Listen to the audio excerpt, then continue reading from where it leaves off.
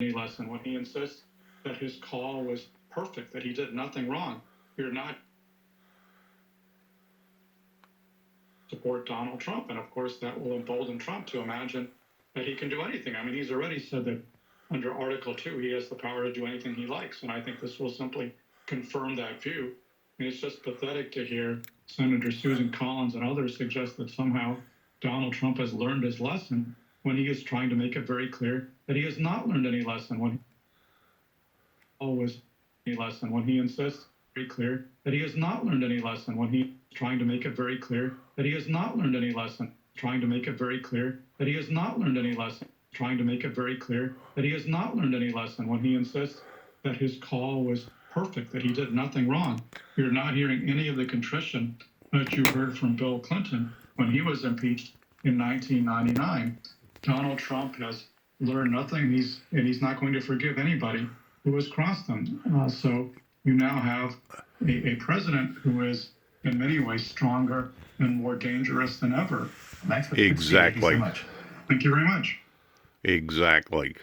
The death toll from the coronavirus on Listen to mainland this. China has hit a record daily high for the third consecutive day. Officials reported 73 fatalities on Wednesday alone. All but 3 of the victims were from Hubei province, the epicenter of the outbreak. Since the virus was first detected back in December, it has claimed at least 565 lives, including 2 confirmed deaths beyond mainland China. And the number of confirmed new cases has surged.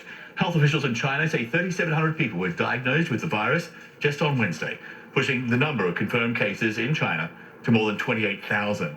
While another 255 cases have been diagnosed around the world. And here is one of the direct impacts from this viral outbreak. The normally bustling streets of Wuhan, capital of Hubei province, now deserted. Daily life has seemed to come to a standstill. And next week, the world's leading experts in disease control will gather in Geneva to try and find new ways to contain this outbreak. In state-controlled media, much has been made of the hands-on response from China's President for Life, Xi Jinping. He was said to have taken direct control over the government's response to the killer virus. It's just that for almost a week, Xi has been nowhere to be seen. Almost. Live to Beijing now, CNN's Stephen Chang. For days, he was conspicuous by his absence. Normally, Xi Jinping is plastered all over state media. He did finally emerge, though, very briefly, for a meeting with the Prime Minister of Cambodia. So what are the details here? How many did it say that died in one day yesterday?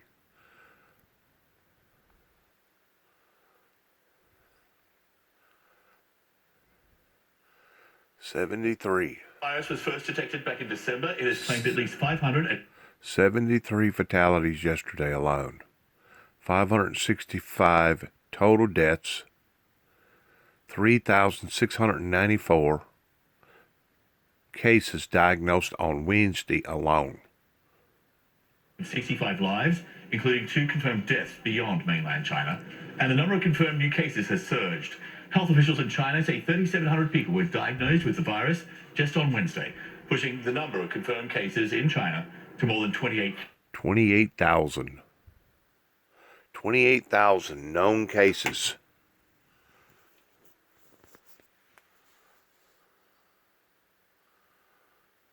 $255 cases confirmed globally.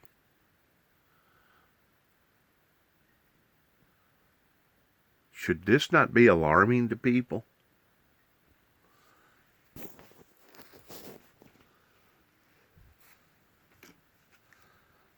Thousand.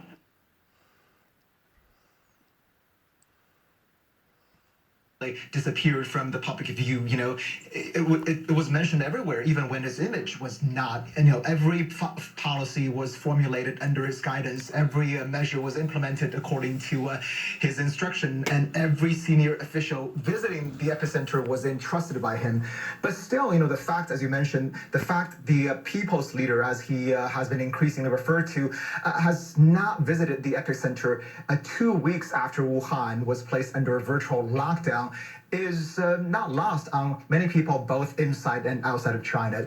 Now, if you ask analysts, they have different reasons or educated educated guesses. Some say because Safety concerns. he initially was probably relying on information from aides who was just so afraid of telling him any bad news, so they downplayed the situation from Wuhan. Others say like the reason he made his premier the #2 official, who many consider sidelined the head of this government task force in charge of the virus, was because he was trying to keep some distance from this outbreak in case things continue to go wrong. And then, of course, others say right now, given the uncertainty of the virus, the risk of him contracting it if he did go visit was just too great for him or his aides to take. Safety concerns. So a lot of educated guesses, but as you know, this is China, so it is everything's behind closed doors, so it's just impossible to tell, really, John. Reading the tea leaves from a distance is never easy.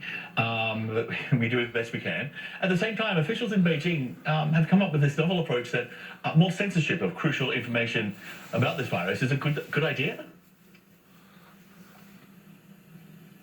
Well, that's the thing. They're now at the stage where they're not only trying to control the flow of people to contain the virus, but also the flow of information. And you're right, the propaganda authorities here ramping up their efforts to try to control the narrative. They are not only, of course, start to censor more reports from both domestic and foreign media, but also sending in their own handpicked journalists to really produce more positive coverage from the epicenter at a time when the picture continues to look very grim. But then again, this is not new. This is something they have always been doing, as you well know, John. Yes, good times. Not really. Thank you, Stephen Jang live for us there in Beijing. Grimm.